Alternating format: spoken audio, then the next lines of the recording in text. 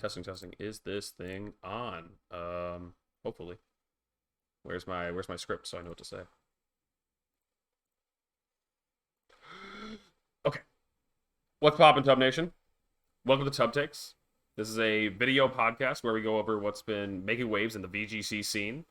Today I am joined by your Oceania International Champion, Gavin Michaels. Hello, hello. We've also got top 4 at the Oceania International Championships, Raghav. What's good, Tubbers? And top 8 in the Oceania International Championship, Chuppa across the 4th. What's poppin', Tub Nation? And then, of course, big number 9 here, Alex Underhill, repping the 10-4s. And, yeah, we've got a stacked episode here for y'all. Thank y'all for hopping into the tub.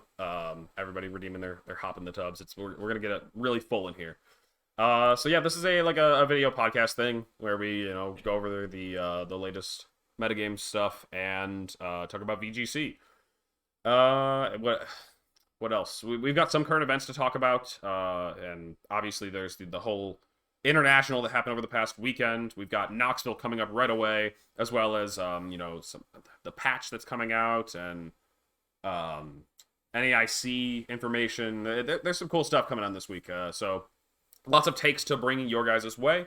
We'll also be answering your questions. I'm going to do my best job to keep an eye on the chat as we go, but I can't get to everything, so feel free to post anything that you guys want us to answer in the chat.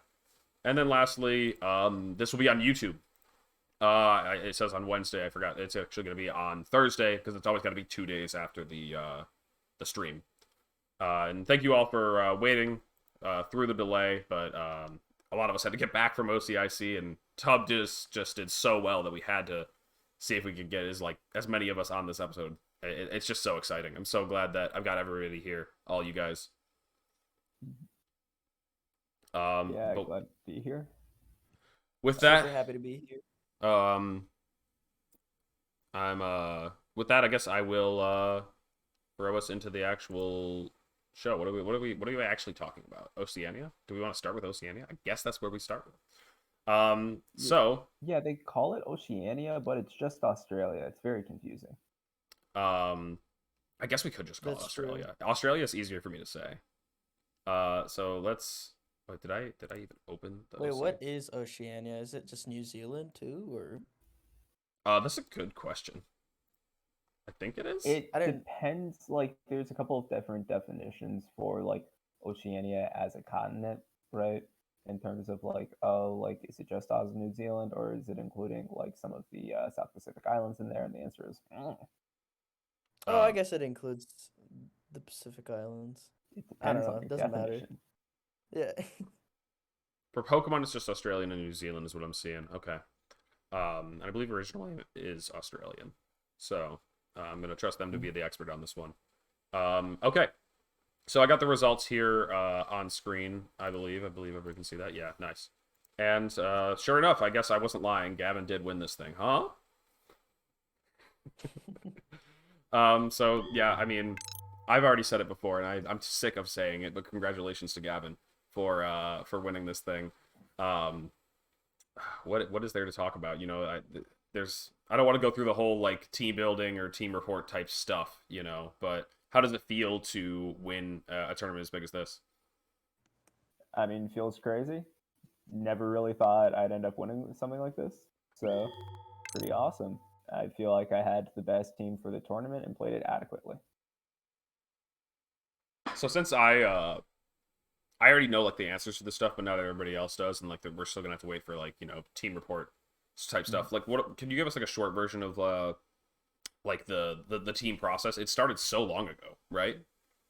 Yeah, I was building Palafin from beginning of Series 2. I had pretty much this 6 from the beginning of Series 2, with Iron Jugulus over Dragonite.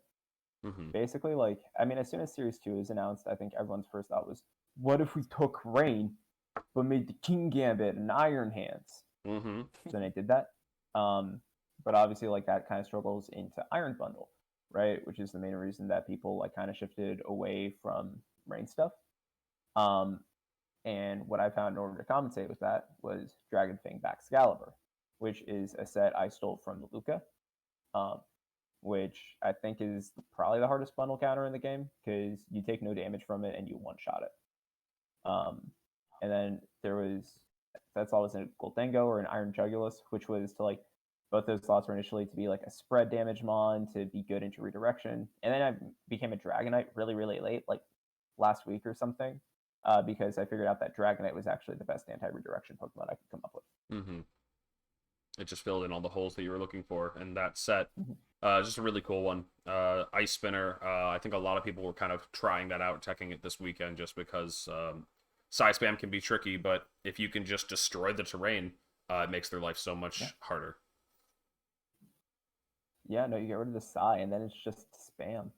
Just spam. And who likes spam? I like spam. It's great.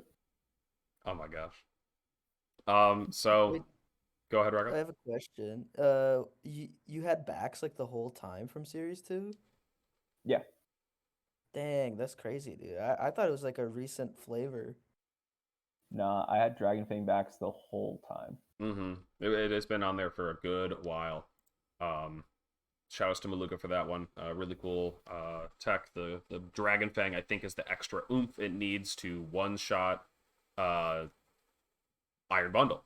And so without that, yeah, it just like doesn't make it as reliable in dealing with a Pokemon that can be such a thorn in the side for pretty much everything else seen here, except I guess kind of the hands.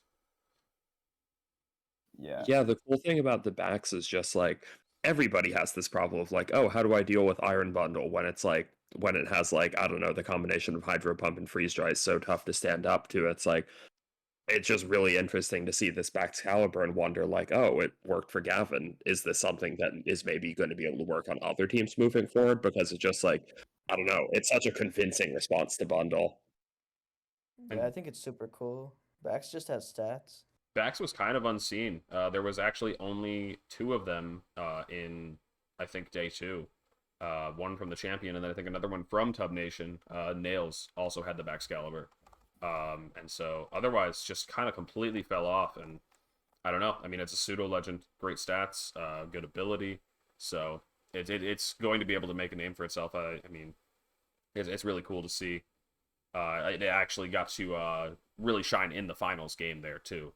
I believe. I don't know. It was such a fast game. I'm like thinking about it. No, it did. I mean, without backs, like Volcarona kind of owns the team.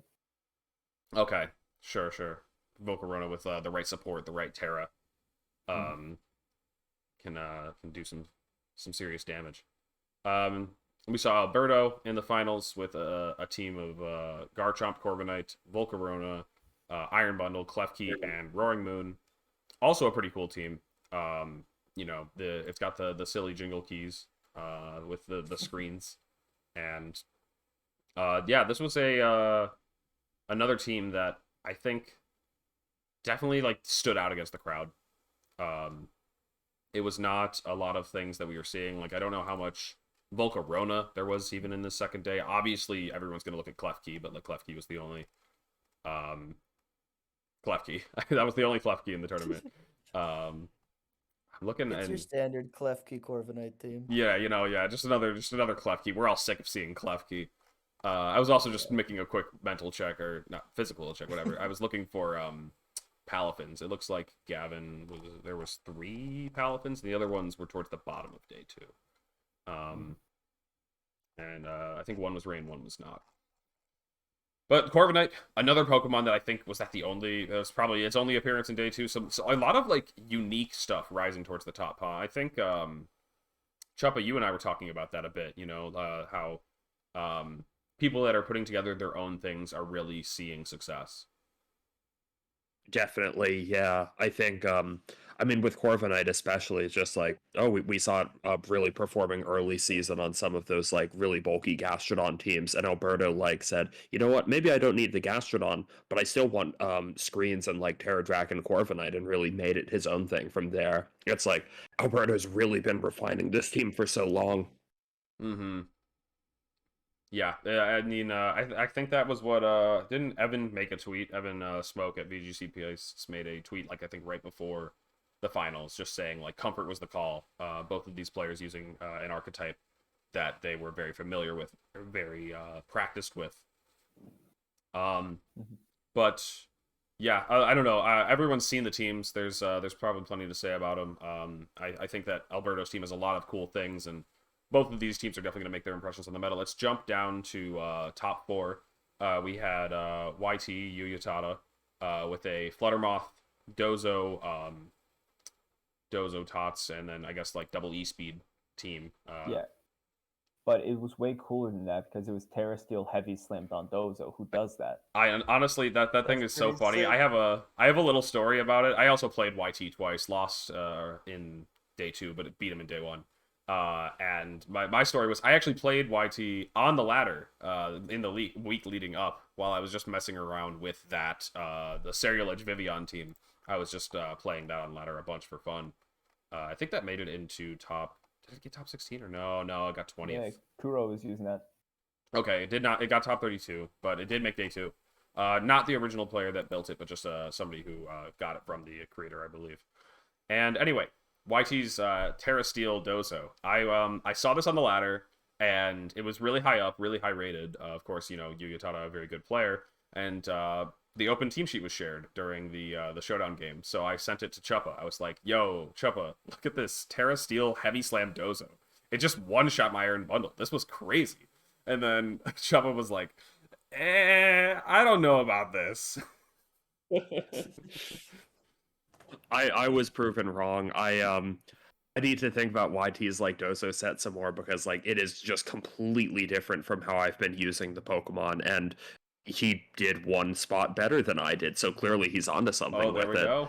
I think it's really cool to see a Dozo that's like actually really pressuring a Moongus when most people have like kind of dropped away from Terraflying after Series 1 ended. So I think he's onto something on that front. Mm-hmm. Yeah. One thing I want to Choppa- add there oh, too sorry. is like I think Heavy Slam in an open team sheet is so funny because you see that it's Heavy Slam, but you don't see that it's Heavy Slam. Like if you're just sitting down from it, like unless you're doing the calcs beforehand.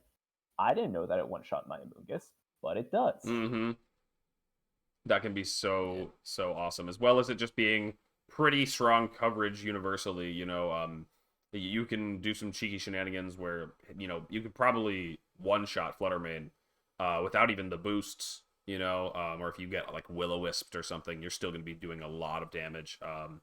And there's just probably so many nice, unique situations that the steel damage on top of Terra Steel for stab can really come in handy. Otherwise, yeah, just a kind of like a lot of the other pieces. Some are things that we've seen on Dozo teams. Priority to finish off weakened targets, or soften things up for Dozo. You know, they just kind of play off of each other, and then Booster Moth with Fluttermane Acid Spray just pairs really well there. And it can also pair with the Choice Scarf Tatsu, because Tatsu will be outsped by the Flutter or the Moth. How do you guys feel about like Yawn on this kind of team? That was the thing I was the least sure about. You know, dropping Protect even though it's leftovers Dozo. You know, I don't know. Let's ask the Dozer in the group here what their thoughts are. Yeah, I don't know how I feel about it. I think it's like interesting that Yawn lets you do a little bit better before you go into fusion mode, but I don't know. As we saw from top 4, there are games where just solo Dozo is not going to do much for you, regardless of whether you have Yawn or not. Mm-hmm. I'm still very iffy on that, despite Yawn being like such a strong move right now. Mm-hmm. And something that I always think when I'm looking at teams like this is, you know, if there's like a decision you don't agree with, then I mean, this is coming from the guy who got 9th with a team that had already been proven, Emilio's team. It's very real to just take like a top team and say like, I don't really understand what this is doing, but a lot of the other decisions obviously carried them towards the top. So maybe I can just, you know, either improve it or side grade it, make it more comfortable for yourself. Like definitely these are, you could look at these top teams and just say like, well, how can I make it more fitting to me? And so like, yeah, if I was playing with this team, I'd probably drop the Yawn because I don't understand it. Maybe play with it a bit to see if it comes up. But yeah, anyways, let's move on to the top 8 teams because I don't think there's anything else to talk about in top 4. Wow. Oh, I forgot one. Okay, let's go back. Top four. We have none other than Raghav. So Raghav, Yeah. you made it to the top four. Who did you lost to Alberto on stream. It was a pretty crazy match. Definitely a game of Pokemon. People should probably go watch that one if you want to see some peak VGC action. And yeah, you have a pretty well-rounded balanced team, I would say. And the way that I've like kind of been like looking at this archetype and describing it, even though it's maybe not like super common in the community, it's just like mouse double setup. Like it's just Mousehold plus you got Nasty Plot Goldengo and Dragon Dance on the Moon. Why don't you go ahead and tell us a bit about it? Yeah, I actually think that's a really good explanation. Like it is like kind of balanced and it looks that way, but honestly, I think I led Mousehold almost every game. And it really is just kind of built around like, okay, I think Golden Go plus redirection or Golden Go plus like originally it was screens at Orlando, but it was a little too slow. And Mousehold has both Friend Guard and Follow Me, and so like I just thought that was really well placed into the meta. And then I always thought Roaring Moon was like really bad, but then I actually just decided to try like a bulky Dragon Dance Roost set because I have Follow Me. I think Super Fang's super cool with it, and I didn't realize how much like stupid damage this thing does. And one Dragon Dance makes it like you outspeed all the things you need to. So yeah, I just thought it was just two really strong setup mods, and I rounded it out with just like some really good standard support sets. And yeah, I didn't practice like too much with the team, but every game I got into, I was like, yeah, okay, either Golden Go or Roaring Moon kind of just has this. I had to go fact check this, but the I went and looked at the Top Cut Explorer. Do you know that tool, Raghav? I have Um, no clue what that is. I'll go ahead and Oh, link good it tool. in text or voice for you. Um, but this is a really cool tool that lets you kind of just like look at the representation of all the Pokemon in like Top Cut and how Okay. much like what decisions they made on them. So like if you click on Iron Bundle, it tells you like 8 of them were Terra Ghost. I didn't even realize Terra Ghost was the most common. There was no Terra Water. I thought people ran Terra Yeah. Water in this thing sometime. All right, see, this is just it's so interesting. It's so cool. And anyway, bringing it back to Raghav's team, your Roaring Moon was the only one with Jaw Lock in day 2. Oh yeah. I feel like a lot of teams benefit from Throat Chop just blocking Snarl, but the way I play the team, obviously Golden Go has a covert cloak, so you don't really need it for that. Other than that, like Throat Chop isn't really like doing anything Jawlock isn't, and I thought it was really cool to potentially like Jawlock an Arcanine so it can't spam Intimidate. I also had a cool interaction where I Jawlocked like a Specs Torkoal locked into Eruption, so they couldn't reset their moves. I just thought it was pretty cool because the way my team works is like I try not to let Roaring Moon die with Fredguard and Roost and Baby Doll Eyes, and its SpDef stats just strong. Um, I think I think it was Rajan or someone who suggested I use it like very last second, and yeah, I it was think it just might pretty have wait cool. which part, the Jaw Lock? The Jawlock I think that was me. specifically. Okay, well, you Rajan, you all look the same. Yeah, I I don't agree. know. I do agree. We're all tubbers at the end of the day. Um, so yeah, I think that's just like a really cool tech that's obviously not being explored as much by some of the other Roaring Moon teams. Um, I imagine that Yeah, all the other ones are running. I Actually, I actually wonder. think. Um, Let me double check, but I think Willfire, Kevin Salvetta, was also using Jawlock Roaring Moon at Orlando. Okay. Um, I Yeah, might be no, that wrong. definitely sounds right. Like him and other people using it in online tours had those like really cool jaw lock teams where it's like, oh, you have Arcanine to lower stats, but then you can go into like your Sword Stance Iron Hands and just start boosting up with it. So it's And like, I don't Garganacl. know, your Roaring Moon is kind of supporting itself, and for them, it's supporting different guys. It's just really two interesting ways to run the set. Hmm. Yeah, I remember before Orlando, I was also testing Jawlock Roaring Moon with Gothitelle and Garganacl. So you could Salt Cure like an Arcanine in, and it just like does nothing. Yeah, and it just can't go anywhere. But Yeah. can I point out one dumb thing I just found on Top Cut Explorer just Hmm. now? Did y'all know that Jesse Beard was Terra Rock, Power Gem Flutter Mane? I played against Jesse Beard, so I did know this. That is based. Kind of crazy. It actually Terra rocked against me in maybe both games. I think it was Terra rocking, not necessarily for the extra power gem damage in the matchup, but just to avoid getting hit by a super effective Shadow Ball. But it was, I think it still came out, at least in one of my games, maybe not both. So that's funny. Dude, they gotta run it with Tyranitar though. True. Terra Rock with the Tyranitar on the team is kind of insane. I remember we were It's messing kinda around with that a lot big. early. Wait, Earlier on. that sounds crazy. Like enemy Shadow Ball is gonna turn into like a 5-hit KO against you or something stupid. Yeah, Can we just yeah. break the meta on stream, guys? That's how you end up resisting the Shadow Ball. Don't Terra Dark, because now you're weak to Moonblast. You know, just I guess normal would be probably the safest way to do this. Yeah, Anyway, true. getting lost. Sorry for Terra rocking. Says Nails. That's good. Okay, bring it back to the teams.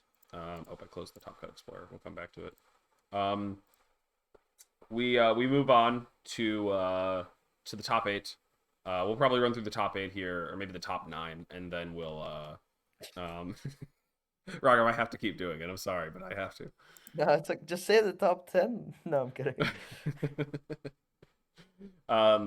We'll just talk about the rest of these really quick, and then maybe we'll keep things moving. Why don't we? I guess we could go in order, but I'd rather jump to Choppa's now, and then maybe we can just talk about the rest of the teams.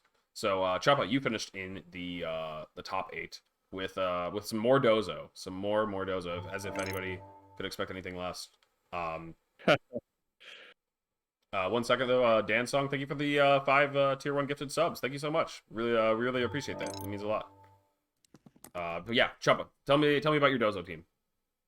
Yeah, so after Orlando, I wasn't actually that comfortable with my matchup versus Standard, and I wanted to keep thinking about, okay, how can I improve my matchup so that if I fight somebody using, like, team with the big 5 or something, I feel better about it. Changing the Dozo set to, like, Steel with Order Up and Earthquake was kind of the main thing for that, just going all in on, like, improving the matchup against Fluttermane and Iron Bundle, being a bit bulkier. And then I found out that Brute Bonnet just, like, wasn't as useful for my game plan, so I kind of just swapped that back to a really, like, boring Safety Goggles Arcanine, just so that I could, like, do things like swap into a Moongus, just Will-O-Wisp a lot of things. It's just a useful Pokemon in a lot of matchups, but overall I was able to, like, kind of refine the team a little bit, but really stick with comfort and kind of just, continue using a team that I knew really well for this event, and I definitely think it paid off. Mm-hmm. I think the key changes here I'm looking at are, obviously there's that Arcanine, but then the Dozo is quite different than what we've been seeing, at least from you, I guess. Yeah, I think Terra Steel was just really something that I wanted to have to do better against Iron Bundle, because I had a lot of games at Orlando where, the enemy Iron Bundle, like, I was really close to losing to it. It's something that's on a bunch of different teams, and just when these freeze dries, like, even after you Terra Dragon, they're still taking maybe 40% out of, like, Frail Dozo. Trying to cut down on that and just make sure that I can stand up to this Iron Bundle that's on, like, more or less every team that I'm going to fight was really important to me and definitely helped me out at this event.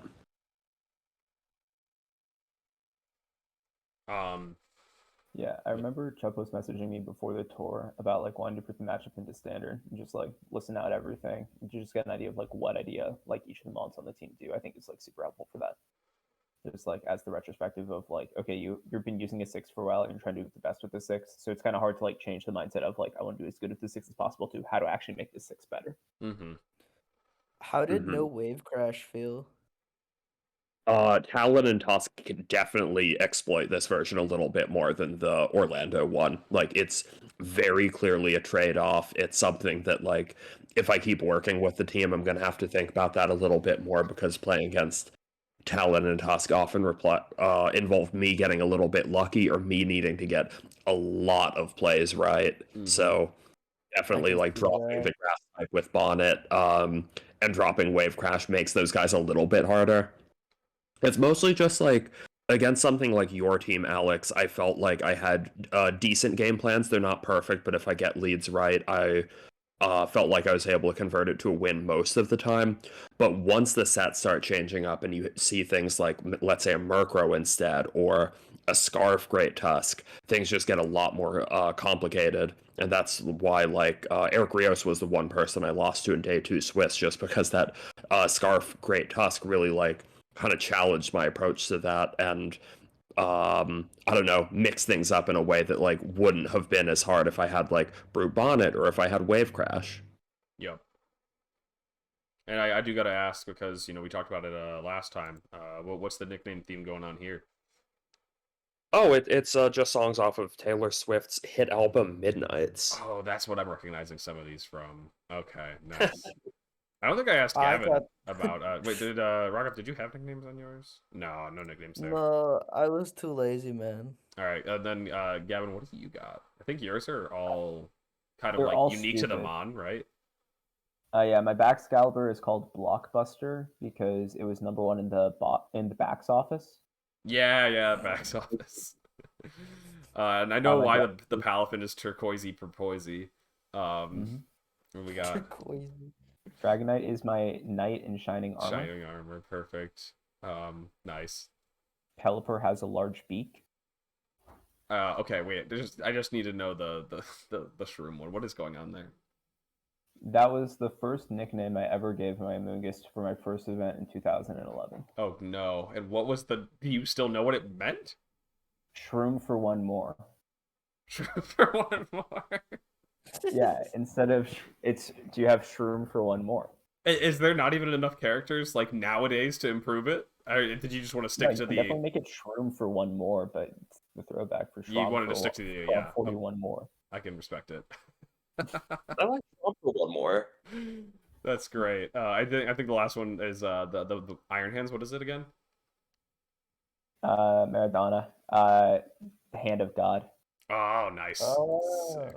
that is a good one. Okay, some great names.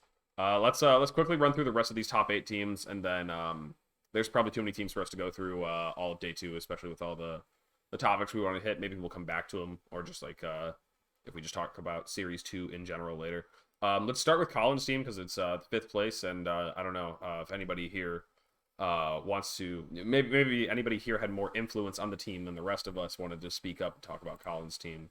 Feel free. So Gavin. I was gonna make that joke. I was gonna be like, all right, Gavin, go ahead. No, I helped Colin make this team.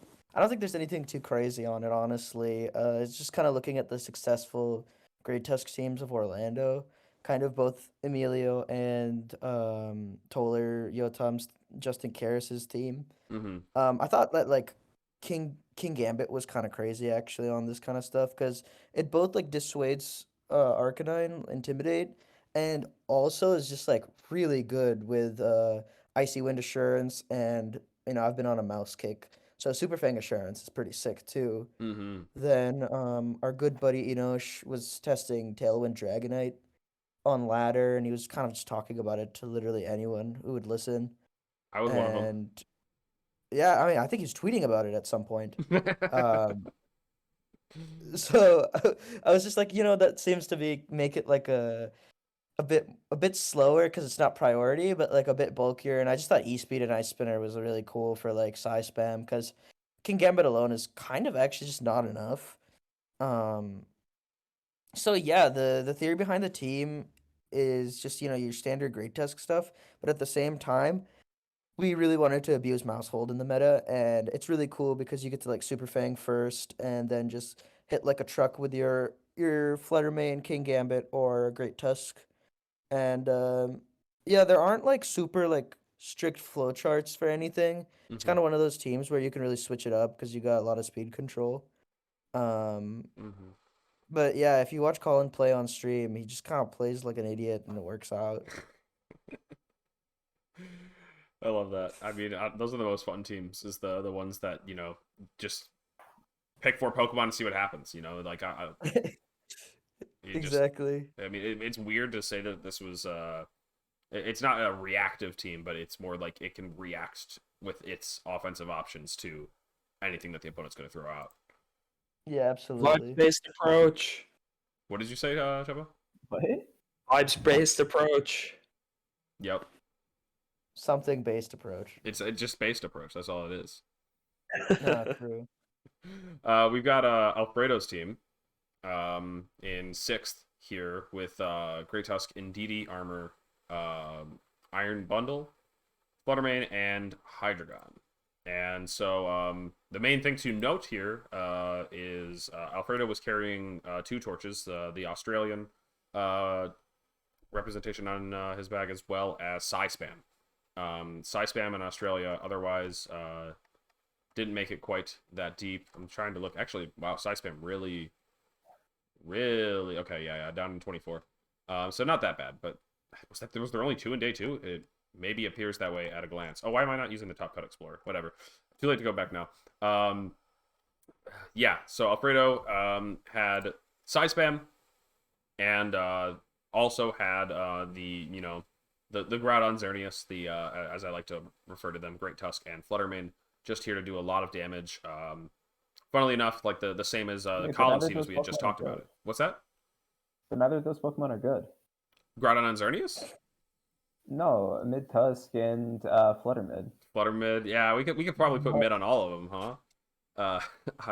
But then you just end up with like you have to put mid in front of all of the iron. No, ones, it's right? Iron Mid. You have 6 Iron. You have 6 iron mids. It sounds so awful. I like mid hands, mid bundle, mid jugulus. Anyway, so yeah, kind of the same stuff on as Colin's teams, the Specs Flutter, the Sash Tusk. However, this Tusk, weirdly enough, is carrying Taunt. Honestly, that's a move that I look at it and I'm like, it gets that? I don't exactly know what it's trying to do with it. Like, I mean, does the team need help into redirection? I mean, it's got spread moves galore. I don't know, but it's cool. Pretty interesting. Otherwise, a lot of these choices are, I would say, somewhat conventional. Hydreigon being the standout Pokemon. It is Terra Psychic. Honestly, I think the best explanation for Terra Psychic that I could ask for is probably from Raghav, because Raghav was one of the first people that talked to me about Terra Psychic. I was like, what is this doing? I think in this case, it's just trying to maintain like being good into Psy-Spam while also getting rid of like its fighting and fairy weakness. So that's it's good that's how into you both. explained it to me originally, yeah. Yeah, and so I've never put it specifically on Hydreigon, but I think that's kind of cool just because you do want to drop that fighting weakness into Iron Hands and Trick Room and still resist Expanding Force, yeah. No, that's also go ahead. Yeah, no, I was just saying it is like weaker to Fluttermane, but I think that doesn't really matter in this case. You kind of just want to set up a Tailwind or just get off like a Snarl or something, you know. Yep. No, that puts it really well. Is like, you know, the Psy-Spam teams are going to target down the dark types. They're going to hit them with fighting moves. They're going to hit them with fairy moves, and just, you know, frame one, you know, saying I've got Terra Dark Arcanine, I got Terra Dark Mungus. My Psy-Spam matchup is fine. Is like not enough. You know, people are going to identify that. They are going to say like that is what we are targeting down. And so Psychic, meaning that you aren't weak to fairy, aren't weak to fighting, and also still maintaining a Psychic resist is really cool. Yeah, unfortunately, I didn't get to see it do much because when I played him, it died turn 1. No. But I was kind of hyped that there was a Hydreigon on the field. I think the cool part about this team is that like Psy-Spam is such a threatening Trick Room mode, but the rest of the team is just so fast. And he actually did like get an Icy Wind off and just kind of spam Expanding Force as much as he could. And I think that probably works really well on people who are just kind of preparing for the Trick Room mode. For real. Yeah, it's just strong damage. It doesn't have to be fast or slow necessarily. It's like perfectly in the middle. It's like I feel like Psy-Spam is one of the best examples of a team that can do Tail Room. So moving on to the last team, we've got Hari, Thomas, Grooville, Gravui. Raghav always makes fun of me when I try to say the names, so I'm not gonna. Grooville. Um, Thomas Gravui. Gravui. Gravatui. Sorry, I'm not gonna make fun of your name too much. Sorry. Feel free to make fun of mine. Mine's stupid. Anyway, this is a Mousehold team. The deepest Mousehold team to make a run in this tournament. There was just an ape. I did not realize Julio was running just an Annihilape. Crazy. Let me open up the Top Cut Explorer again, just so that I can look at Whoa, Julio's ape. team is wild. What the heck? Yeah, no. What is the set on the ape? I'm clicking something else right now. Let me pull it up. I just looked at the 6. I was like, what the hell? The ape is just Citrus, Bulk Up, Drain Punch, Rage Fist, Terrifier, Defiant. Oh, okay. So it's just like a. I feel like he's actually been. They've been using this since Series 1, this ape. Or maybe I'm tripping. I don't know. This just seems like a very like Julio Mon based on what they've kind of used in the past. Just like this bulky stuff. Okay. Um, Let's bring it back the to Moongus is Terra Electric. Oh wait, is Sorry, that yeah, that's what I- was Julio the one with the Terra Electric Amoonguss? Yeah, this is lit. That was on stream, and honestly, like I was looking at that. I was standing next to Gavin when it appeared on the stream, and we were just like, "What? What is the purpose?" It was making me mad. I was like, I just cannot think of a reason that's good enough to run this. Just the most neutral type you could think of. I think normal's gotta be better, right? It lets you You don't keep your want to weak to resistance Iron to Hands. electric. What's that, Choppa? It lets you keep your resistance to electric type. That's true. Honestly, Yeah, that doesn't matter, but I think it's being weak to Iron Hands is really bad. I guess. You don't want to Rage Powder like Drain Punch or CC. Honestly, if all the hands are running like stuff to work around Amoonguss anyway, whether I don't know, like they have Terra Okay, that's a Grass good themselves. Like I just, you're not tearing it in front of. Whatever. This is stupid. I'm not gonna try to get inside the head of this guy and figure out. Yeah, what that's true. That's true. That's true. Let's talk about Hari's team. Hari had the Breaking Swipe on the Roaring Moon. This was Terra Fairy on the Roaring Moon and on the Arcanine. Terra Fairy Play Rough Arcanine filling in the last move on the Assault Vest set. No Protect on a Sash Bundle. Sash Bundle with Encore instead of Protect. I think that's another standout thing. And then otherwise, some things that we've kind of seen before, but those are some of the standout choices to me. Yeah, Hari forwarded me, so I can talk a bit about this team. I mean, like we're talking about, like, okay, it's like Mousehold stuff. I think what Hari is able to do really well with it is using Protect to really like bait out like opponents' Protects. That's also why I think you see that Encore on the Iron Bundle, right? Because like Mousehold is like you're setting up this really strong one attack, right? And if you whiff it into a Protect, that's kind of bad. So you're trying to punish that as much as possible by like spamming your own Protect, or you Encore lock them into Protect to kind of deny that. And that's why, like, I don't know, Hari didn't have Feint on Mousehold though, right? No. No. But it's like by just like trying to play around that as much as you can, like able to drop Feint and run other move slots on it. And one other thing he did that I thought was pretty cool is he really often, like in our second set, kept the Annihilape in back and then would like switch it in beat up. So it's like you have to deal with the Roaring Moon in front, but then you'd have to deal with the becoming the Annihilape. And it's just like actually like fairly difficult to manage both of them at the same time. Yeah, I think that with teams like this, that a lot of people like I mean, Dozo is probably the number one candidate for this, but a lot of people either at the lower level play it too linearly, or the people that are prepping against it expect their opponents to play it too linearly. It's like, all right, what is my Mousehold game plan? It's like, I'm going to lead this and this. And then Gavin was saying that the ape was often in the back. And, you know, then it's like, well, does your counterplay still line up? Does it work if, you know, they soften up that Pokemon that's your Annihilape counter? Does it work if they KO it before it hits the field?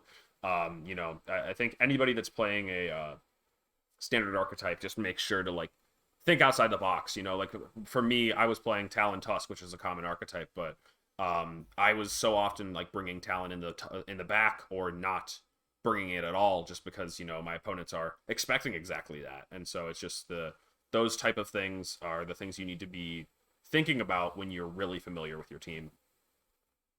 And it can make it harder to beat even the most standard builds. That's what the players that are experts at their archetypes are trying to do, I would say.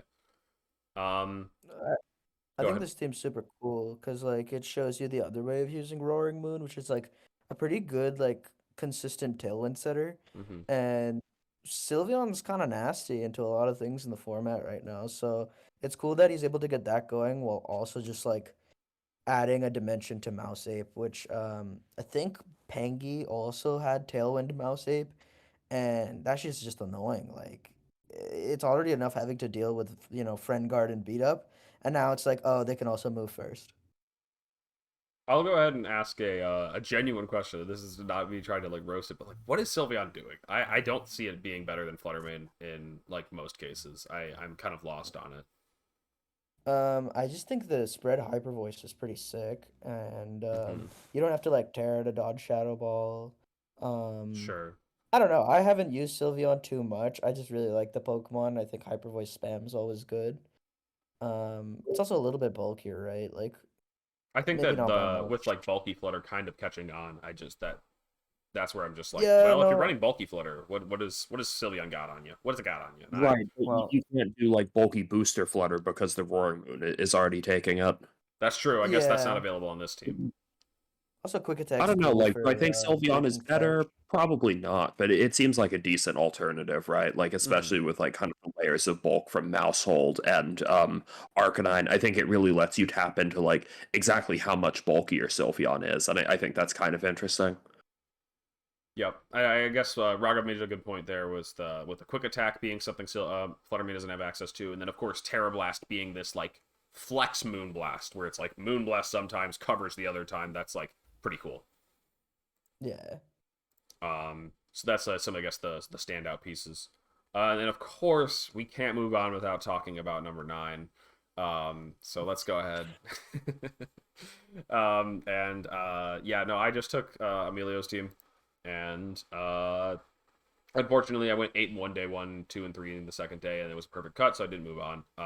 It is what it is. I should have one more game. And yeah, otherwise I just took Emilio's team and made. I honestly played as what Burns and I were referring to it as item musical chairs, where I was like, all right, Covert Cloak is off the Talonflame because I really wanted to unbundle. Ah, okay, and then the booster energy gets to go on the Flutter. This is nice. This is nice. What does Talonflame do? What does Talonflame do? What does Talonflame do? Okay, I don't know. Some of the people were running Sharp Beak, but I wasn't finding that I don't know what calcs people were getting out of Sharp Beak, but sure. yeah, so I ended up just going for Goggles. Goggles gave me extra assurance into Amoonguss. It meant that I didn't necessarily have to taunt it right away. I could taunt its partner. I could deal with Is Wisp its that a partner. pun? What's that? Is that a pun? What was the fun? Oh no. You get extra assurance into Amoonguss. Ah, oh, dang it. That's true. That's true. I um, was literally thinking, I'm like, what does that mean? How is it doing that? somebody said. I also. This is the beauty in it. Yeah, no, I think I got this from Dane. Uh, somebody said protecting the second slot is crazy. And no, I got this from Dane, where protect is in a different spot on each Pokemon, and this doesn't have to match in game. So like, I think I'm a protect in the fourth slot enjoyer, and so Oh my god. um, so So I you have just put it there so it was harder to read the team sheet. yeah. So like people just like at a glance, they're just like, okay, yeah, no. Great Tusk had protect in the last slot. Let's check. Does Bundle have protect? Icy Wind last slot. It doesn't have protect. Go, go, go. Like if it's like it's never gonna work. I'm never gonna get that advantage. But it's No, just that would so work against me. No, no, this is totally works. I'm stealing I think the this. Flutter one is like the worst one because you see TR Dazzling Gleam and you're like, oh, no protect. yeah. So different spot every time is the beauty in it. There was a lot of thought put into the move locations here. So yeah, it's just stupid. Um, but anyway, yeah, and then I bulked up the Flutter. I changed the Terra type. Otherwise, it's like a lot of the same stuff from Emilio's team, and I think Trick Room adds a lot to it. It was so much fun, and yeah, I don't really have much else to say about it other than um, yeah, I think it was a pretty decent run. I mean, I got ninth just because I had played 4 in my 5 rounds of day 2. I played 4 of the top cut. So I should have won another one to guarantee the cut, but also was a tough schedule. And so I'm pretty proud of it, pretty happy with it. And the team was a lot of fun. Glimmora was such an underrated Pokemon. I brought it to like I want to say like 80% of my games plus, and it was like something that I did not practice with a lot. Like I was just like, I don't know what this thing's supposed to do. I asked Emilio, I was like, what does it do? And he was like, I would describe Flutter as a dopamine mon. And I was like, what does that even mean? And then I honestly kind of found it in the tournament. It's just like, this mon's dope. You just bring it, and like sometimes you just look at their team and you're like, they have 6 Pokemon that loses to Glimmora. What? How? Its coverage is really good, and the actual answer is, as Emilio was telling me, Glimmora punishes defensive Terras really well. When you think of the defensive Terras in the metagame, you think of like Fire, you think of Fairy, you think of Flying, you think of Grass, think of Steel, and all of those are hit super effectively by Glimmora. The only one that I didn't mention as a defensive Terra is Water. Water is, only neutral. But otherwise, a lot of the top defensive Terra options get hit by this mon super effectively. And so, with a team that's, so gas, like, offense, trying to force defensive Terras out of them can mean that they are super weak to something that Glimmora is going to do later. And so, yeah, I don't want to take up any more time talking about my 9th place team. So let's go ahead and move on along. There's some cool teams in day 2. None of them, were able to make it as far. I think some cool metagame trends to notice, though, something that I was actually just talking about, like in my personal team building channels, like Goth fell off, right? I guess it didn't fall off. There's plenty of usages of it, but it just didn't make the top 8. Yeah. Tyranitar. There's a lot in top 32. There are actually quite a bit more in top 32. I guess I just didn't fight all of them. I guess because, again, not to brag about my schedule, I did play against half the top 8, so whatever. For that, no wonder I was playing against. Yeah, they did really bad. The Goths didn't do too well. Tyranitar kind of falling down, and then we already talked about Psy Spam. Psy Spam kind of on a downward trend. Anything else that you guys wanted to mention about OCIC, though, whether it's the top 32 teams or just the tournament in general? We have a couple other things to talk about, I guess, like the team sheets, but if there's anything before you want to talk about, like the metagame, I think this was really the Rise of Mouse tournament. Like, true. I think it's just kind of like, okay, like, now, like, if you're trying to run a good stuffs type archetype, Mousehold's probably your best bet. I've been trying to say, like, I no offense to Alberto, like, he got, second with screens, but I really don't think screens are good, even after that finish. And I don't like screens. I'm not huge on Arcanine either. Sorry, Raghav, but I just think most damage reduction methods are they just feel super right now, whereas Mousehold, it just feels so awesome. That is my favorite damage reduction right now. Mousehold's in. It's chic. It's 4 rats holding each other tightly. Yes. So true. I mean, I agree. Like, really I'm not too crazy about like screens. Mousehold just not experienced with. Arcanine, I like that guy. I love how customizable Arc is. There's just like so many different ways to run it, and it's just going to be fun regardless. Especially Assault Fest. That's just the set with the most Riz. Jesus. Rizzed Arcanine is not something I expected, but yeah, I think it's just good to have like multiple damage reduction options on balance. That's why I've liked, Mousehold Arcanine and Grimmsnarl Arcanine. I know you don't like it, Alex. It is a little slow, but I still think it's like honestly not bad. Just because Parting Shot also feels a lot better in this format. So at Orlando, I actually really did like Grimmsnarl. Yeah. But Mousehold's just like it does so many things in one slot. And Follow Me is pretty broken. I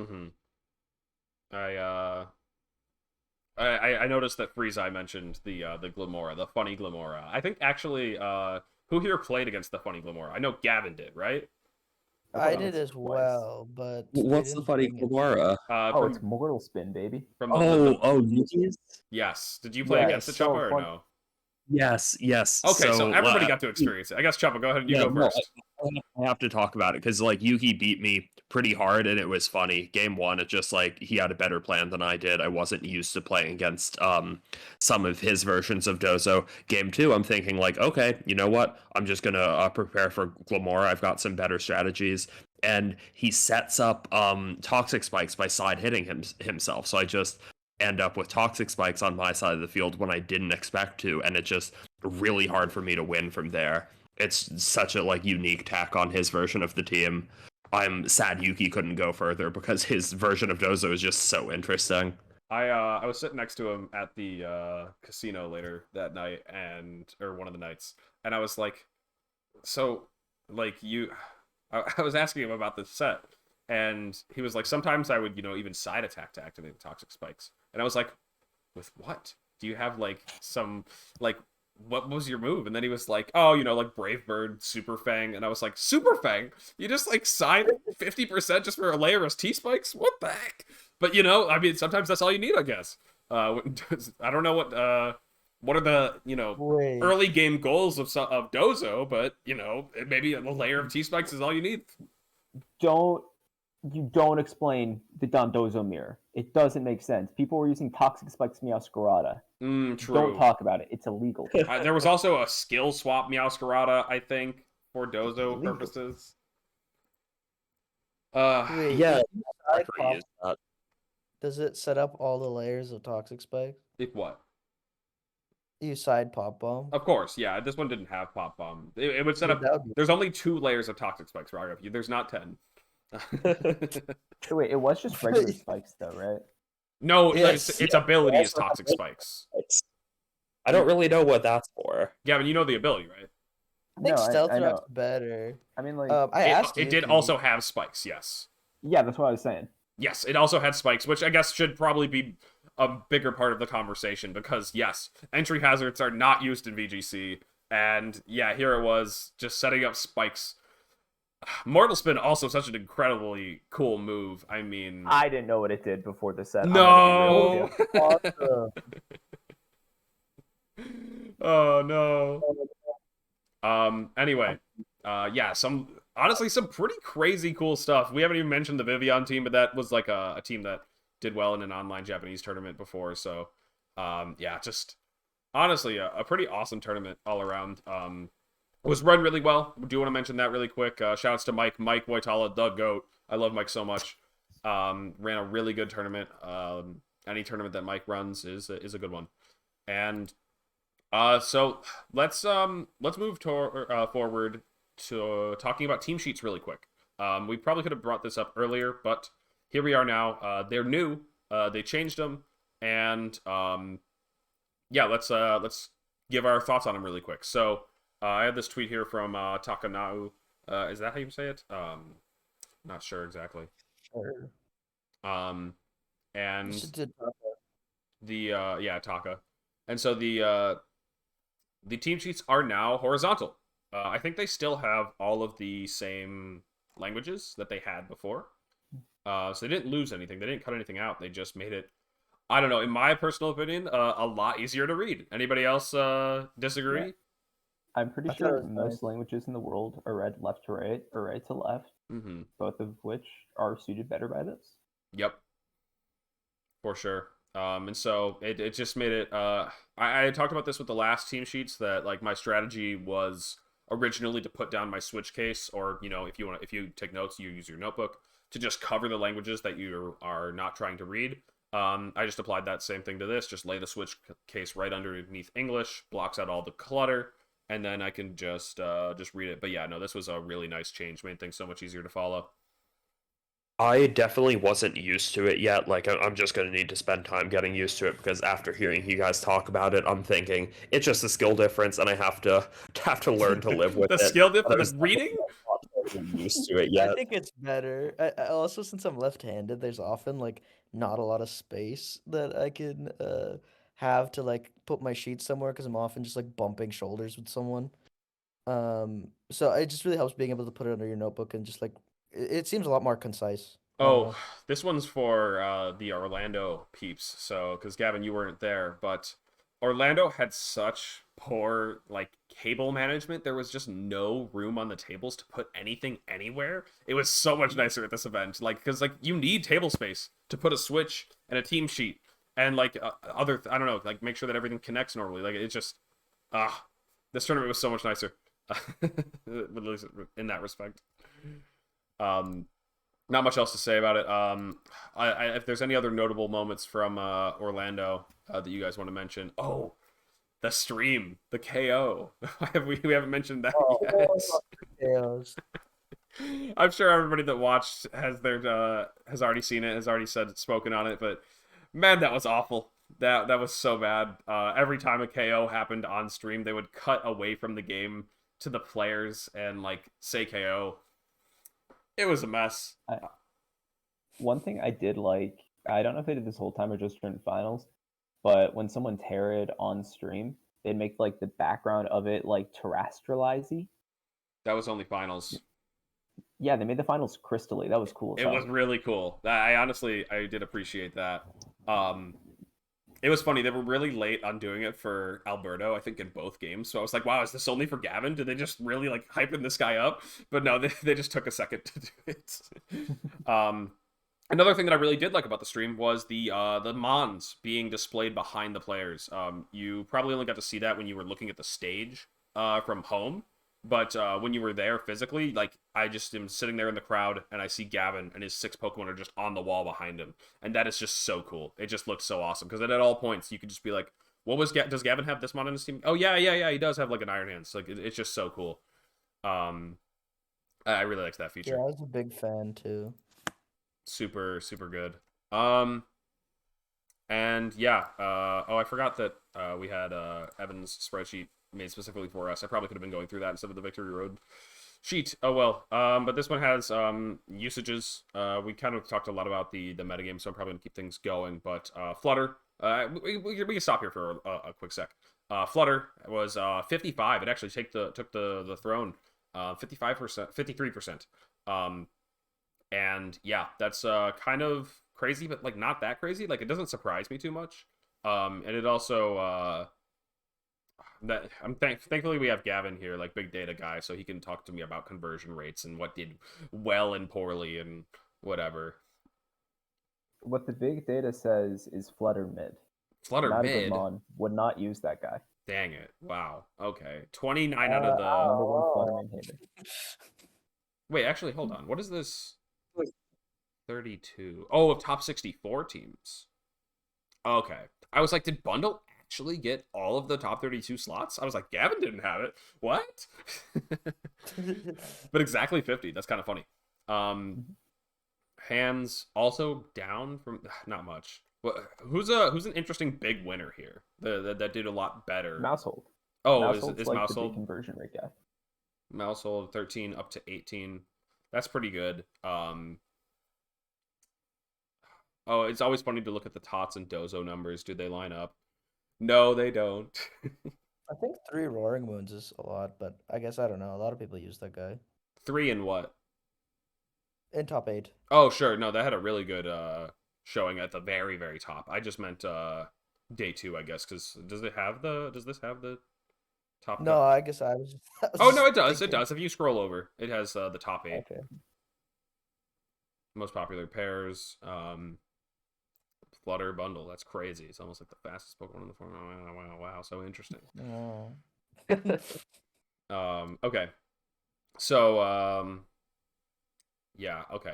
I'm just looking at the numbers and I'm just like, yeah, they do mean something though. I guess T-Tar still did better than. Yeah, T-Tar did fine. It did fine. Sure. Let's go Glim. Let's go Glim. 5 Glim in day 2 versus out of the 19. Okay. Oh, Baxcalibur. What's that guy doing? Great conversion rate. Bax 9 in the tournament. Wait, 9 out of everybody? Out of 282 teams, 9? That's crazy. That is pretty crazy. More Quawats than Baxcaliburs? Okay, so you know what's funny is like it is crazy to think that Baxcalibur is only barely more common than Corviknight. There were 7 Corviknights for Alberto rising to the top. Like, you would think, like... What was Pelipper? Pelipper, 9 as well, same as Bax. Wow. Oh, how's Chomper looking? Chomper at 10. Of course, keys. Was Alberto the only keys? No, there were 3 keys. 3 keys. Yeah, one of the others was Graham Amity, and then the last one, I don't know. Oh, okay. So there was actually another known player using it. Okay. Yeah, I don't know of any other. Screamtail. Screamtail. What about it? I'm just saying there was a Screamtail in top 32 that wasn't on Parish. Oh, true. That was that Alistair? Yeah, that team actually just looks so cool. I played against Alistair. It was a pretty scary set. It was just the Encore Disable Screamtail. Can be very, very like just limiting your options, especially because I had a choice specs, so that makes it even harder. Yeah, and he had the other one of the other chomps as well. Oh, true. Yep. Another Garchomp representation. Okay. And so, yeah, otherwise, Goth going down based on, I guess, usage. Brute Bonnet, also another Pokemon that was popular. Garg continues to trend down, I think. Rip Gavin, but I'm sure Gavin will find his way back into the call. Let me just make sure Gavin didn't post some kind of message saying anything. I don't see anything.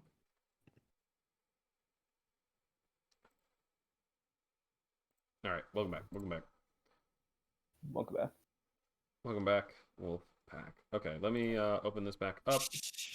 Let's go ahead and no, I don't think we're going to talk too much about travel awards. I don't think that's a very interesting conversation. So we're going to keep moving along and move on to our next or I guess like sandwiched in the middle here is we got our current events. So first off, Rip Bozo, Rip Chuppa, sorry, your run's over. You had your fun. You had your fun bug abusing, but now let's get him out of here. It's still good. No, that's an incredibly hot take, Gavin. All right, you know what? Walk me through that one. Why do you think the Mon's still viable? 2 is a big number. It's more than 0. Wait, but isn't it +2 5 times? Yeah, that's +10. That's a lot of numbers. Okay. Well, you don't actually use the special attack, so it's only +8. Maybe you don't. That's true. I have actually used Surf Dozo on stream before, just like as that fun. They need to fix it on Showdown because Surf Dozo is the real lane abuser. Like who's Palafin? It's all about Surf Dozo. Use it with Chi-Yu when those guys are legal. Man. Okay. So I actually haven't even looked through this, so I probably should have looked at it ahead. But I think a lot of this was just like quality of life fixes, and the only actual like, you know, we don't get patches, so I don't even know like why we're looking at patch notes on in VGC, you know? Like this is the only time ever that we've like gotten like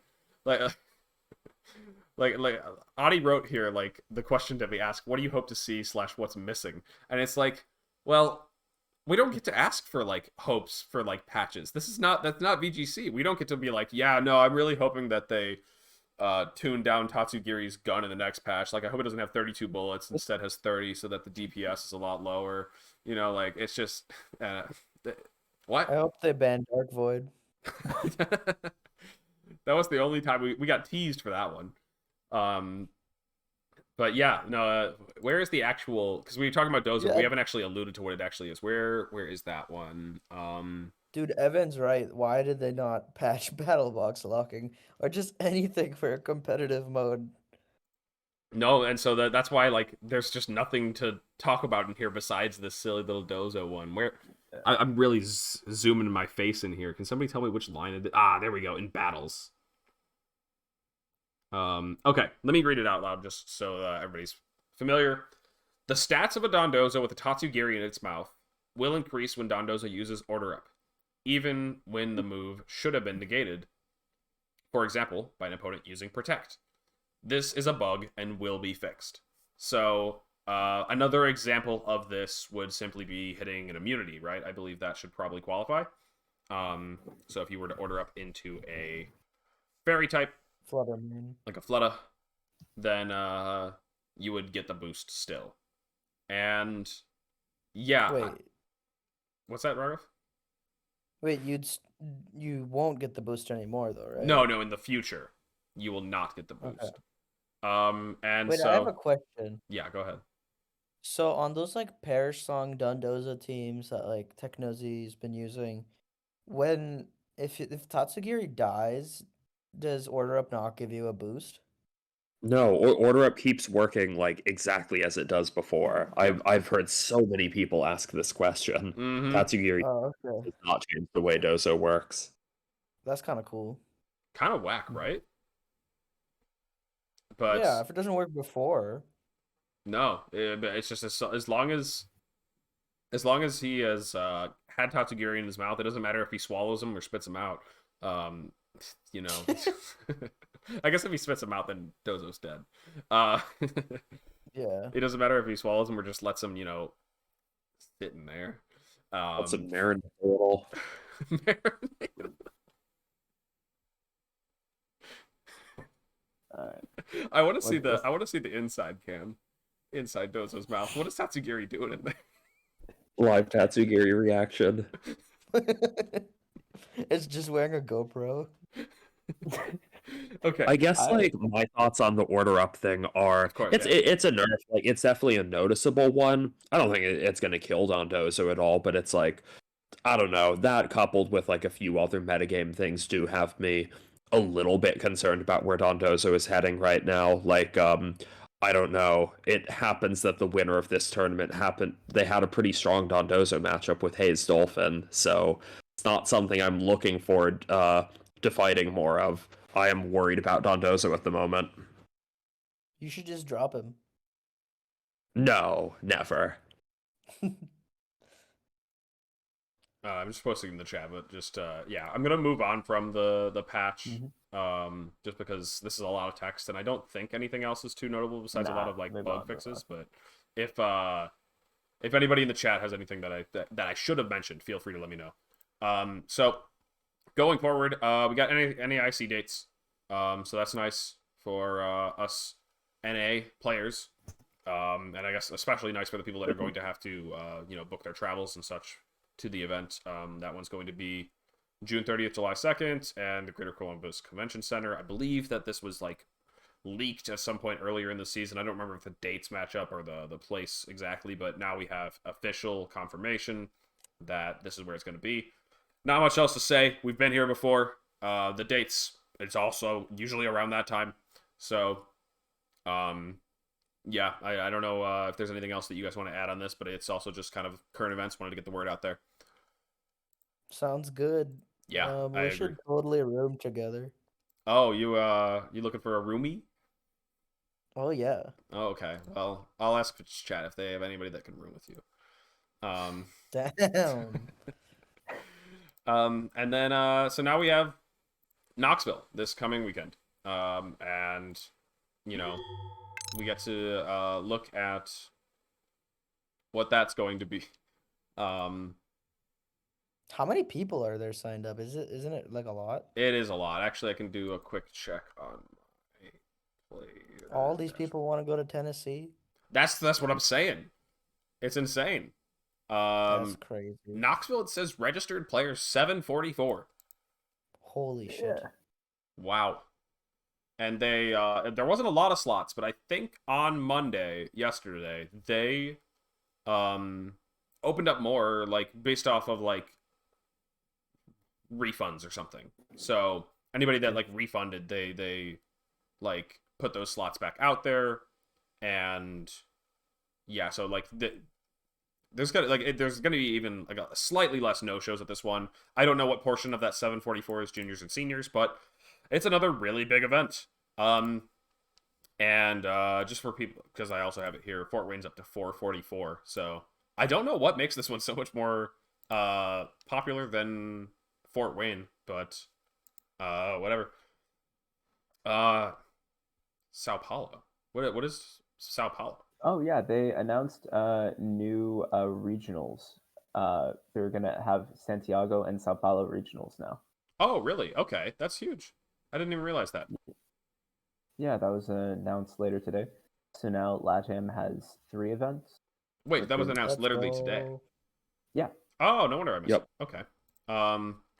Yeah, if anybody has, I guess if anybody has a page or a tweet, I could post on the screen for us to look at that. But otherwise, I mean, that's pretty much, there's not a lot more to say about it. Just that, you know, there's more regionals for the Latin American region. That's awesome.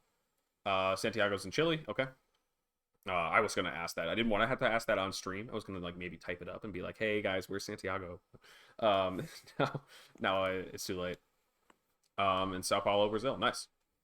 NA players going to go to those events? That is the question. Yeah, I mean, I'm not going to that one. I've been to Sao Paulo, Brazil before, and it's not a cheap flight, so that's not just somewhere I would go for a regional. I went for an international with a travel award. The circumstances are quite different here. Okay, so let's keep things moving though, and let's talk about Knoxville regionals. We have the commentary team was announced, and just wanted to mention that because there's a new commentator in there, Jake. Jake, I don't know. Jake did official once, right? yeah. Yeah, like that regional before COVID, right? It was Dallas, I thought. Oh, maybe. Or maybe was it Colin? That is a regional before COVID. Yeah, and so I don't know. Jake, I thought had done the official gig before, but now it looks like Jake is back and is on the official team. And hopefully Jake is to do more events after this. I hope it goes really well for Jake. Jake is also a tubber, so shout out to Tub Nation. We're taking over your top cuts, and now we're coming for your commentary too. And so let's how am I gonna get this in here? I guess I'll just use Evan's tweet. I don't know. I forgot to get this part in the stream. Let me just space it out. The difficulty. Go ahead, Gavin. I just think it's so sick that like for the commentary, they're like getting people from the community who've been doing it forever. Because Jake's been commentating stuff for a long time. Mm-hmm. And it's like, I don't know, it's awesome to see, like, I mean, last season, like, they picked, like, Joe Brown, right? And now they're picking up, like, Maeve and Jake. And it's just, like, people who have, like, been really dedicated to the game and commentating the game. I think it's really good to see. It is awesome. I'm really excited to see Jake crush it this weekend. Super proud. Then so next we have the difficulty for this regional. I went and found a weird screen because I forgot that I don't have a nice image for it. But yeah, we got Mousehold 5. We got 5 Mousehold out of 5 for this regional. Of course, because Mouse did well this last weekend, and I was really trying hard to figure out like a cheese pun because this is the first day 2 Swiss event regional. That's good enough. But so we got the mice here for the first day 2 Swiss. They heard there was cheese, and they're here for your cheese. So 5 Mousehold out of 5. I didn't want to put this one over OCIC or Orlando, although it's a very big event. It's just like it doesn't have the quite the size of Orlando, and it doesn't have the international attendance that OCIC did. And so 5 out of 5 is where it's currently landed at. I could maybe see it going higher than that, but then if we break the scale every time, what's the point? What is the point? So I don't know. Do you guys agree or disagree with the difficulty? I agree. I think there's a lot of Americans, strong Americans, that just did OCIC and are not going to be there this weekend just because, like, for one reason or another, maybe they're taking a break. I think 5 out of 5 is, like, definitely very fair for it. Mm-hmm. Agreed. I'm not going, so it's a little easier. Yeah, for sure. And I think Gavin's not going, so... Nah, I'm not. This like series been so stupid though. We're looking at a 744 person regional, going like, yeah, that's pretty alright. I guess. Right? It is an insane amount of people. VGC has been awesome this year. It's been so awesome. especially when you get to see your friends do well. I think I personally enjoy seeing my friends do well. I know that's not for everybody, but I anyway, also think it's go ahead, Gavin. fun. Yeah, I think it's like this tournament's gonna be fun because I think OCIC kind of let the meta on fire a little bit. So it's just gonna be fun seeing how people adjust to it. Hey, Jin, thank you for the raid. Welcome y'all to the stream. We're in the middle of our Tub Takes weekly podcast, where we're talking about the latest VGC current events and metagame stuff. Anyway, bringing it back though, 5 out of 5 in for this one. I think that's fair. It is big though. It's going to be I've talked about it a couple times, but we got to bring it back to it. It's day 2 Swiss. So here, let's just put this image up there. It's day 2 Swiss. So this is gonna be the first regional to do day 2 Swiss, and that's gonna be a pretty awesome big deal. That means that, you know, for this large of a tournament, we still only have 9 rounds on that first day, and then we move on to, I mean, it's just going to be the same structure that we saw at Oceania. You know, a second day of Swiss. It should clear the records. You know, I think you will still play against people of your same record, though, going into that second day. So there is incentive to go 8-1 or 9-0 over 7-2. There's no reason to just throw away those last 2 rounds of the regular Swiss standings. But then you play, is it 5 more? I think 800 is the number to get 6 more rounds. And so 5 more rounds into the second day, top 32 as well, which means a smaller amount. Maybe somebody else could open up the top cut calculator. Somebody in Twitch chat, if you guys don't mind. I don't know how many X and 3s move on, because I know that we had quite a few X and 3s move on in OCIC, but with as the tournament gets bigger, I think that becomes a lot more improbable.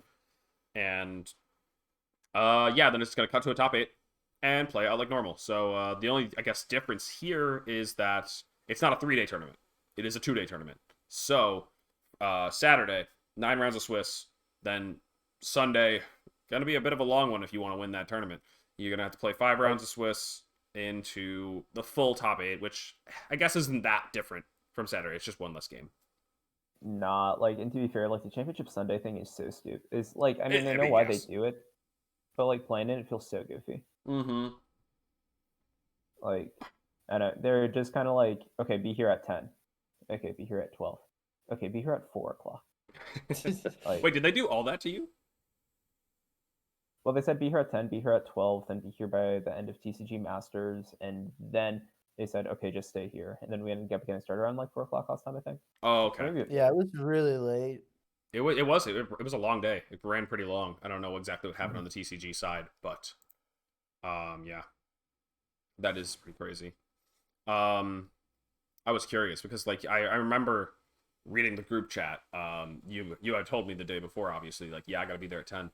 And then at like 10:40, Elisa was like, yeah, we're here checking out this place at like, and I was like, hold on, wait, you have Gavin with you? What? You're not what is he doing?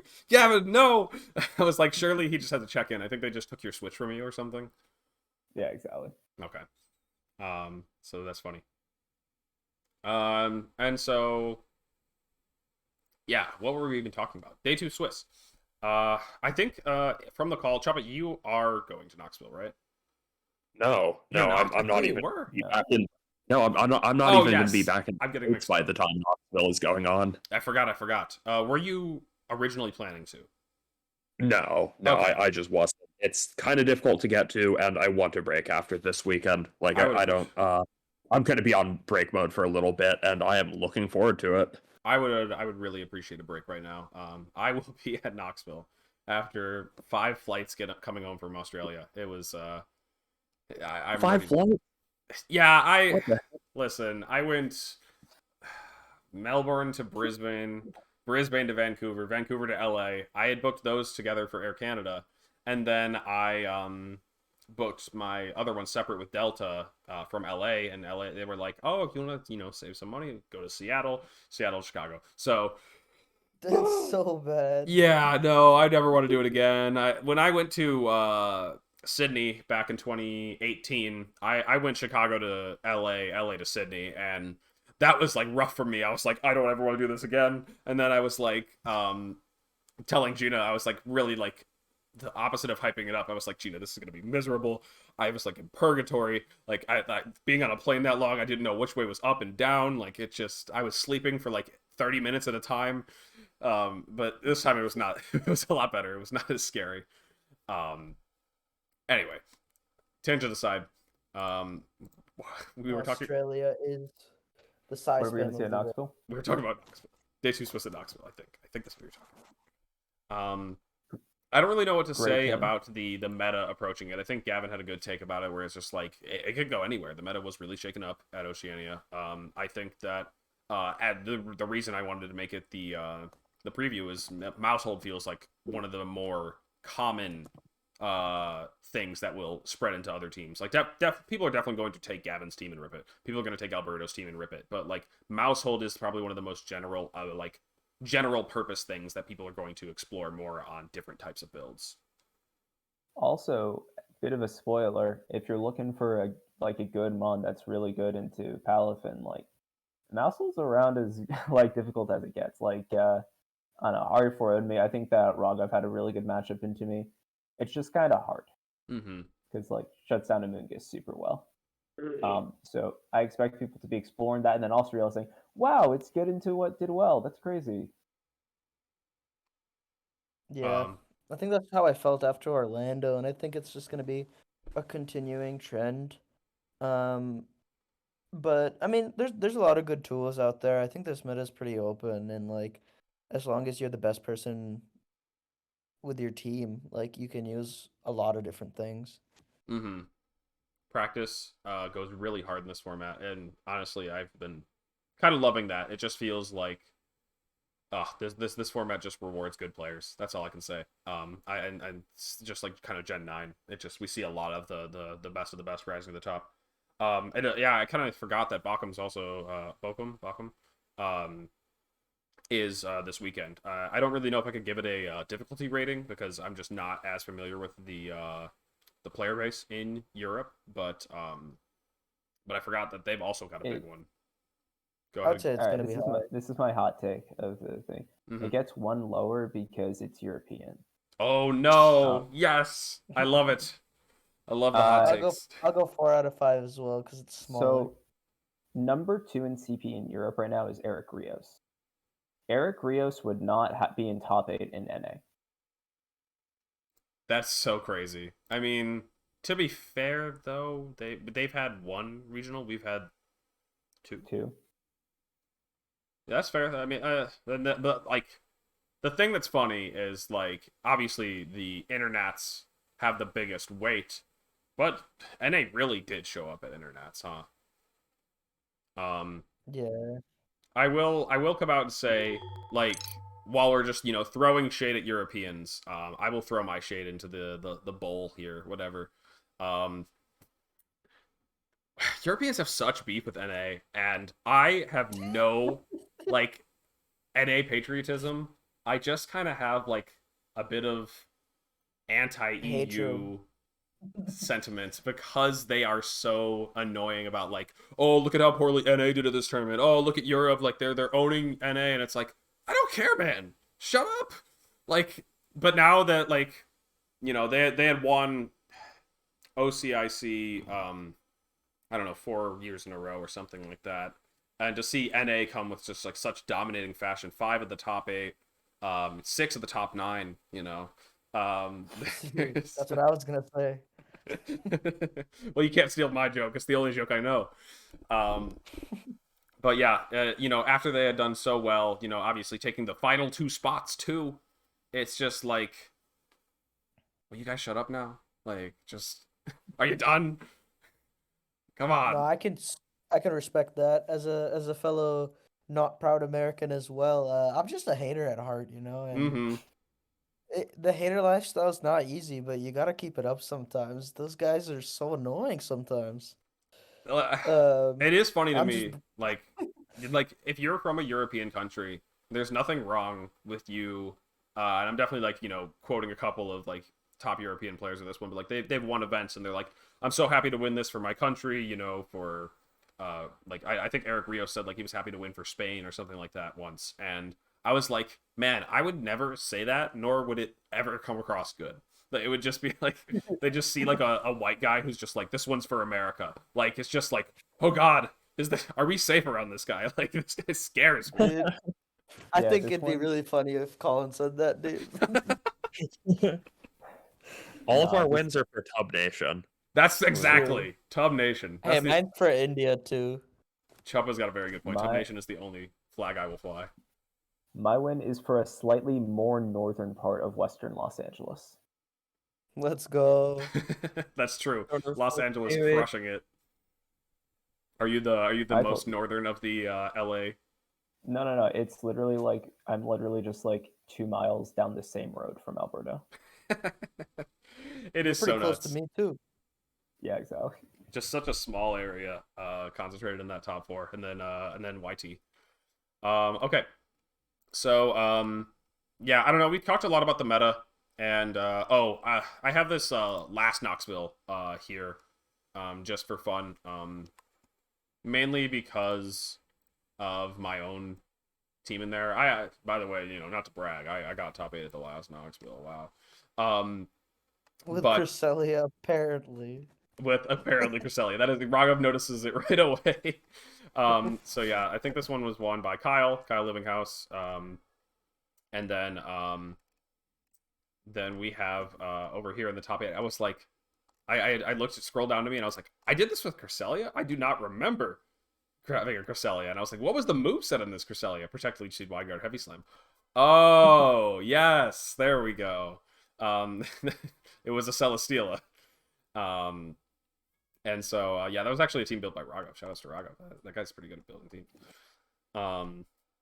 Thanks, boss. But yeah, otherwise, last Knoxville, it was so long ago in such a different format that it's kind of hard to use this as a basis for who we think is going to do well at this Knoxville, considering this was like I don't know, everybody said it was so small. It was definitely sub 100, and this one is 700 something. So let's go ahead and, it was actually the last tab I had open here. Well, anyway. Let's talk about the last thing here on the list, and that is smart money. I actually don't have a smart money ready. I got it. And so if anybody else wants to kick us off, feel free. Gavin. Gotta go with Alberto Lara. Alberto. Yeah, Alberto is going. Okay, I not- could see that. What's up? I said I could see that. I could see that. Yeah, like, dude's sick. In a good way. Sorry, Chuppa. Yeah. Yeah, I had. Okay, I didn't have one prepared until now, but I actually think both my smart monies are on that previous Knoxville cut. Oh, okay. Yeah, so I could see Kyle going back to back. Because I think he was like a big inspiration for my team in Australia, him Mhm. and Rob's team, with the Mousehold. That's where I first saw it. And even after Orlando when we went bowling, I was like, dude, I'm ripping that immediately.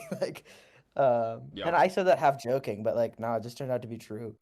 And then the other one is I'm not even gonna say your name but it's it's you, man. Wait, you stole my smart money. You stole my smart money. No. Dang it. It's okay, you can just put Kyle. I'll just put Kyle. Unbelievable. I was actually going to pick myself because I was just like, I don't know who else is going. That was my thing, but I'm like, dude, honestly, Alex could totally. Choppa, do you have a smart money? Yeah, I'd probably go with Kyle. I also didn't have one prepared, but I think Kyle's kind of shown himself to be especially with the mouse stuff, it's clear that he kind of ended up inspiring some of these other Mousehold teams. He had a really strong run at Orlando, even though he wasn't really planning to play that event until the night before when he found out he couldn't get a TCG deck, and then he just turned it around into a top 16 finish. So maybe he's coming guns blazing this time, and he's going to do even better than that. I really hope he's going. Right, I know. That's the thing about smart money is how do people pick smart money without personally DMing the person in advance? Just are you going to the tournament? I know that Alberto is going. That's true. Anyway, for my actual pick, I think I'm gonna go with none other than Nick Navarro or Nails. I would pick myself, but that would be too funny. So, you gotta believe in yourself, but you also gotta believe in other people. And Nails is a good friend. Nails is currently been cooking. I've been seeing what Nails is cooking, and I like what's cooking. So, yeah. Other than that, I realized that we're wrapping a bit early, but my cat is crying in the other room. We're not gonna like dip out right away this second, but yeah, Vern has been missing me, of course, and so I gotta actually spend some time with the kitty. So if there's any other questions in the chat, I'm gonna double check that there's nothing else in the preview that we missed talking about. But yeah, if there's anything you guys want us to mention now before we get out of here, I know it's a bit of a short one, but it's just kind of chaotic, and we've all just got back from Australia, so we definitely need to recover, rest, and recuperate. Is Tub Nation the new Gazpacho Esports? I don't know. I think I don't even Why know. would you compare? Yeah, right. I mean, when did No, that we're even Tub start? Nation. We're Tub Nation. Vegetable tier list. A vegetable tier list would be good. Everybody, how about we just ask really quick though? What's everybody's favorite vegetable? Dude, this is such a loaded. Like, I need to think about. Loaded Like, question. asking me, Green pepper. this is like my favorite parent, bro. Wait, Like, what did come on. Chuppa say? Yeah, I have a favorite parent. Green pepper. Like green specifically? Yeah, green specifically. Okay. Honestly, like I Like like the green other chili ones peppers? better, but peppers are just my favorite vegetable. I like bell peppers. That's what I was gonna say. Bell I peppers. think So I'm like gonna go broccoli. fajitas are my favorite food, and so but the peppers are like the actual like the best part of it, and so yeah. Plus, onion's such a boring answer. Like, I don't. No, that it's doesn't onion. It's definitely or shallot. What? That Shallot. doesn't count to me. Like that. Wait, Like, are you I saying agree. that your favorite's onion, Gavin, or shallot? My favorite shallot. What the heck? Dude, like I get it, but like it feels like a flavor base. Like it doesn't feel like a star. I don't know.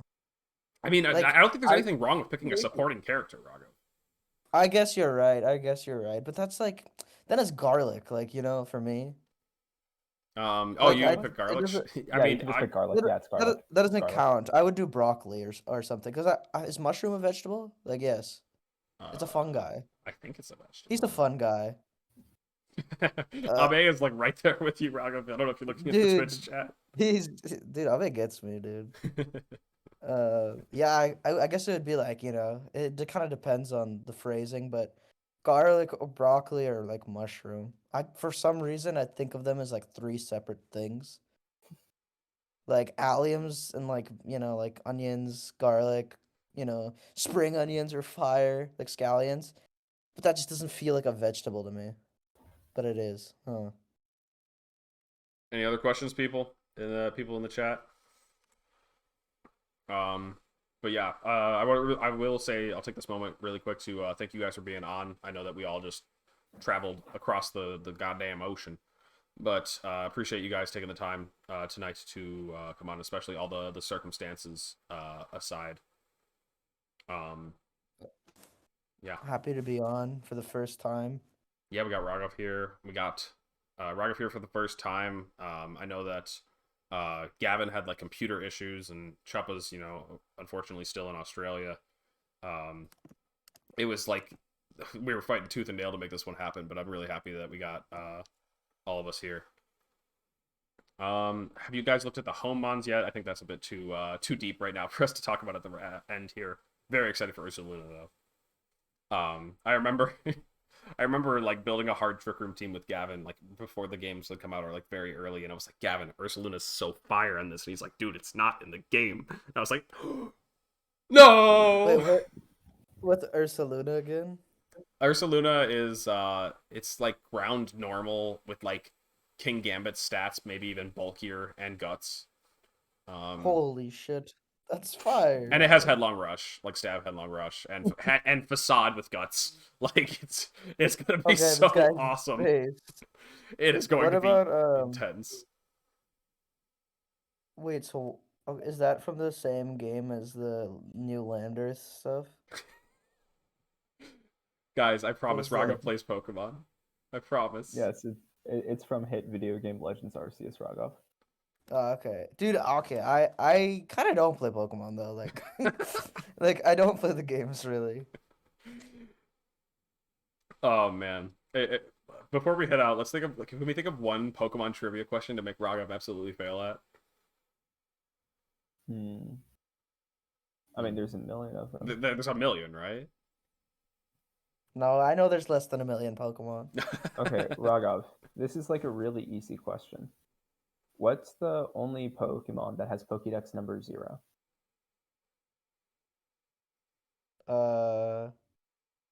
Wait. I think I do know Is the it answer. is it like Mewtwo or some shit? I don't know. It's Victini, buddy. It's Victini from Gen 5. Gen 5 Victini. I don't know why they What? put it at 0. Yeah, that doesn't make any sense. It's not intuitive. I thought Mewtwo was like a robot, thick ass robot or something. I don't know. Robot Mewtwo was number 0. Thick ass robot Mewtwo is number 0. Dude. On that note, though, I think we'll go ahead and wrap it here. Thank you guys for being on. Let me double check all my outro stuff, but I got to remind you guys that this is going to be on YouTube in a couple of days. So if you came in towards the end and you didn't get to catch it all, don't worry. If you don't want to, watch the Twitch VOD, it will be on YouTube. Let us know if there's any feedback or stuff that you want to see next time, whether it's here. Feel free to DM us on Twitter, leave it in a comment on the YouTube video. And lastly, are there any shout outs from you guys? Do you guys want to shout out anything? Anything you want to plug?